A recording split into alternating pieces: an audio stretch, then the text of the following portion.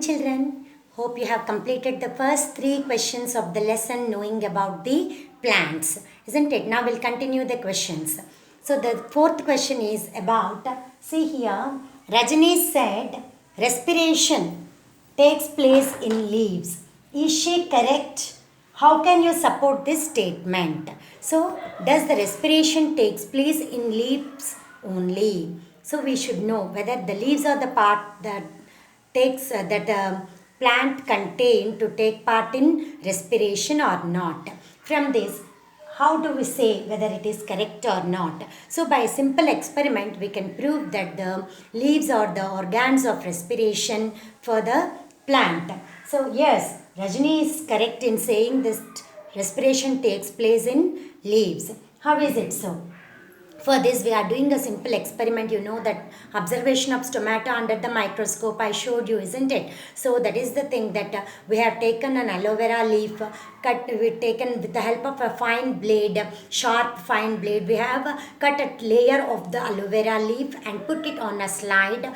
Put a drop of water over the leaf, and then that is tender leaf, the layer of the leaf that is kept on a glass slide and cover with the cover slip, and then put under the microscope. And after put a drop of water over it and then cover a cover slip and observe under the microscope. You can observe the bean shaped structure, that is stomata, with the small fine holes, that is they are called the tiny pores present on the leaves. They are the bean shaped structures that we find under the microscopes, or the tiny pores called stomata. Through these stomatal pores only, the leaves take in the carbon dioxide and release oxygen. They act like our nose, which helps for breathing. These stomata helps for the breathing purpose in the leaves, that is in the plants. The leaves are the organs for respiration in plants. Okay, children, write down the answer neatly. See here. Yes, the question. How to answer this question? See here. Yes, Rajani is correct in saying respiration takes place in leaves. We can support the statement by this experiment. What is the experiment? To show that respiration takes place in leaves, we need the materials like aloe vera leaf, sharp blade, glass slide, water, cover slip, microscope. While doing the experiment, we do take a fleshy leaf, that is aloe vera leaf, place it on a slide and put a drop of water on it and cover it by a cover slip. Not to move the object, you are covering it with the help of a cover slip. Okay, then you observe it under the microscope. So what do you observe? You are going to write now. So first of all, you note down this, then we'll move to the observation part. Okay, children? Note down in your notebooks neatly.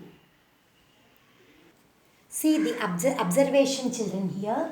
What did we observe? We observed the bean-shaped parts. They are called stomatal pores. The tiny pores which we cannot observe through the naked eyes can be observed only with the help of the microscope. We observed under the microscope these tiny pores. So they are bean-shaped parts which acts like our nose present in the leaves. These are called stomata or stomatal pores. Stomata and leaves are useful for exchange of gases between the plants and atmosphere. That is the result we have concluded by this experiment. And the conclusion is that we can show that respiration takes place through the stomatal pores in leaves. Okay, children? So note down this answer and also draw the diagram of stomata. Okay, how to draw the diagram of stomata? It's very easy, children. You can easily draw the stomatal diagram like this. This is a stomatal pore. So these are the guard cells. Inside, these are the guard cells. Inside the guard cells, you find the chloroplasts present inside, and then this is leaf structures where the epidermal layers of the structures of the leaf. Okay, easily you can draw this diagram and label the parts neatly, children. So what is a stomatal pore and what are guard cells Where is chloroplast? Everything you have to mention here. Okay, ma?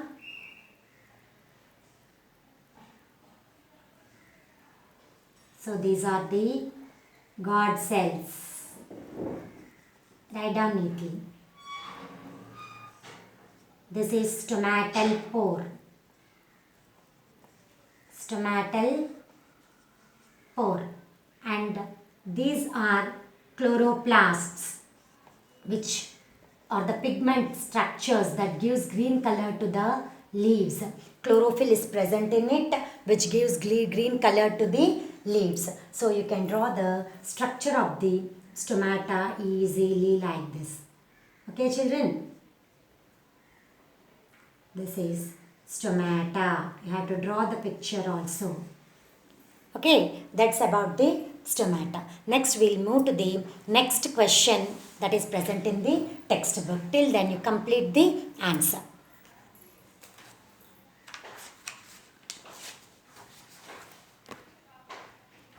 So the question that you have learned comes for the 4 marks or 8 marks to according to the question that is asked, you have to write the answer. Next we'll proceed to the fourth question, that is what will happen if the plant doesn't have any leaves. So if the plant doesn't have any leaves, the main function of the leaves, you know it, leaves help for photosynthesis, that is preparation of food for the plants. They also help for the transpiration process, removal of waste, that is the excess water from the plant. Excess water that is not required from the plant is removed through the process of transpiration, isn't it? Next, it also helps in respiration, as you have done the experiment in the previous question, that is about the stomatal pores, which help in respiration, preparation of food and transpiration process. And so these three functions, preparation of food, that is photosynthesis, exchange of gases, that is respiration, that is release of excess water from the plant body, that process is called as transpiration. These three processes does not take place and the plant dies soon. That is the answer you have to write for this question. What will happen? That there will be no respiration, there will be no transpiration, and also photosynthesis process does not take place, where the plants does not get the food, and so the plant dies soon. Okay, children? So write down this answer and be ready for the next question.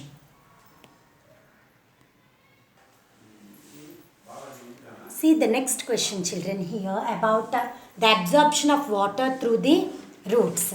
So roots, you know that the plant absorb water through their roots.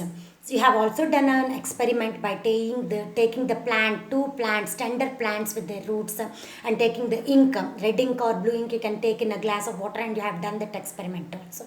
This is another experiment with the carrot that we can do the similar part, that the colored water is being absorbed by it.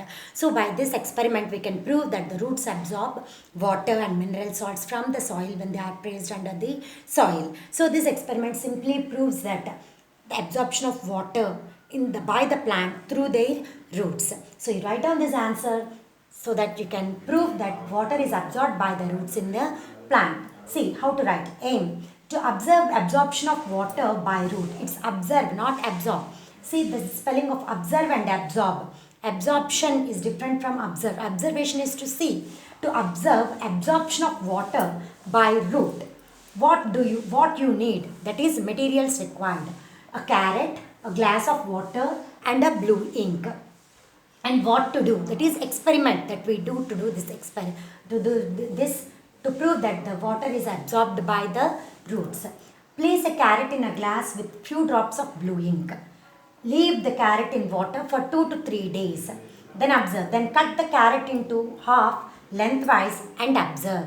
So what to see? That is observation. What do you see? It is called as a observation. Blue color appears in the carrot. What do you learn? That is inference. What do you conclude from this? Why did the blue color appear in the carrot? The blue color indicates that water moved upwards in the carrot, showing root conducts water. That is, it absorbs water. From this we can understand that we can infer that roots absorb water and mineral salts from the soil. This is the answer that you should write for this question. Okay, children, write neatly in your notes and draw the diagram also.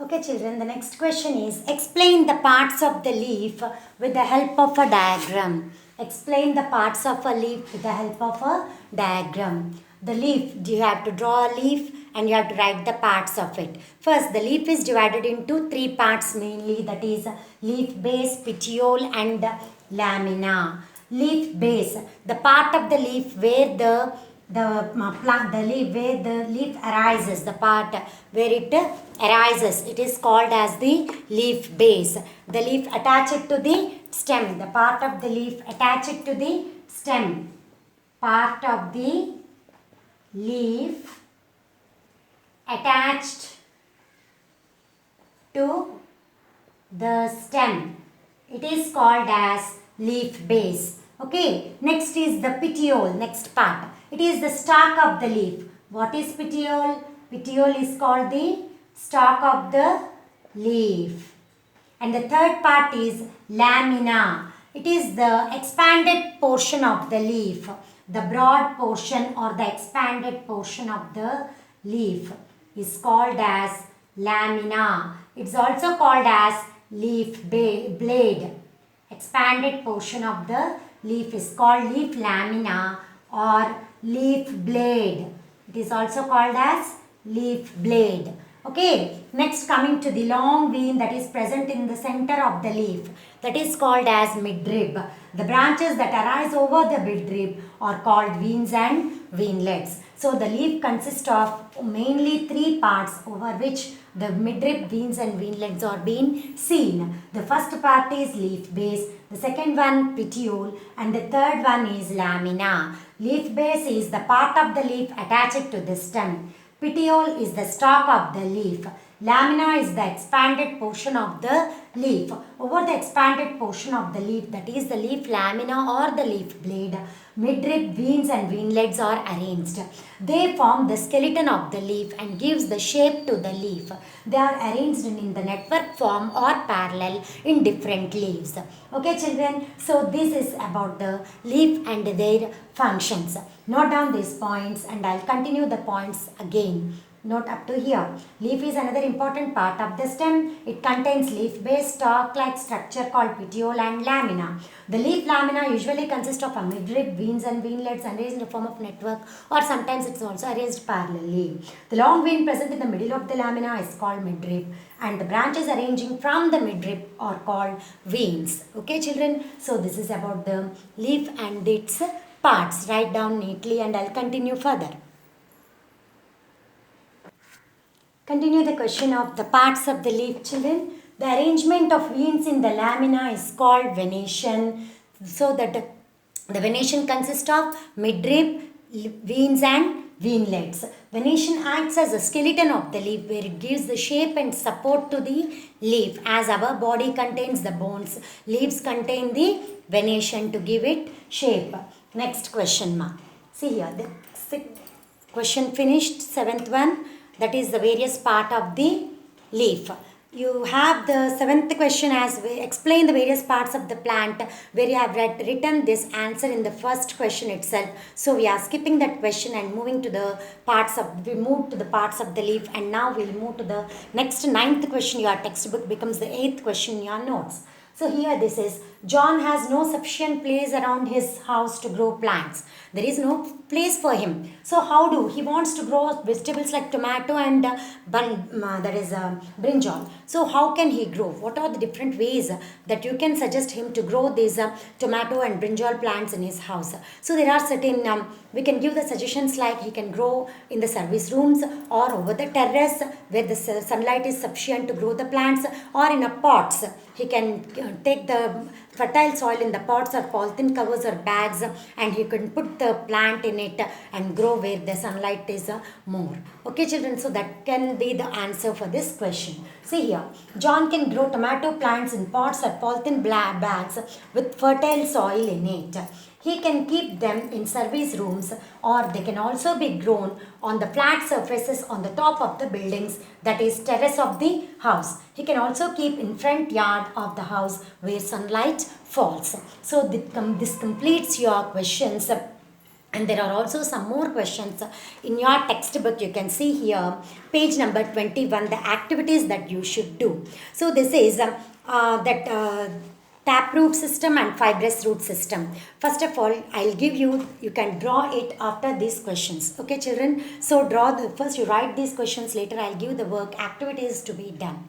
Okay, note down these questions first. The next questions, activities that you have to do at home, children. So this is the work to be done as homework for you. In the same, after the questions, you complete these two also at home. That is, draw neat diagram showing taproot system and fibrous root system. Okay, you know it. What is taproot system? It consists of main root, and the main root contains the lateral roots, isn't it? So this is the different types of root system that you have already studied, and you know how to draw the different types of the root system also, isn't it? I have shown you while I am explaining about the lesson here. Next, you see observation. Through observation, you write your feelings about the healthy plant and green leaves and beautiful flowers it has. So what are your feelings about the plant when you see such type of healthy plant? So healthy plant means it is completely under the sunlight, it gets water, needy water and mineral salts that it required to bloom the flowers well. So that you have the feeling that plant is very healthy and it can give the fruits that it needs from the flowers that it has blossomed, isn't it? So it is a healthy plant gives the feeling to us that we feel very happy to see a healthy plants around us. So you write your feelings that you see when you see that flower, that plant, you feel that it has plenty of sunlight, it received the water and minerals that it required well, so that it gives flowers well, and which gives the beauty to the nature. And if it is a fruit bearing plant, it gives the very much of fruits in a very near future. Is it clear? So that you can explain it in your own words. Okay, children, write down about this and bring it. Bye. Complete the work, children. Take care.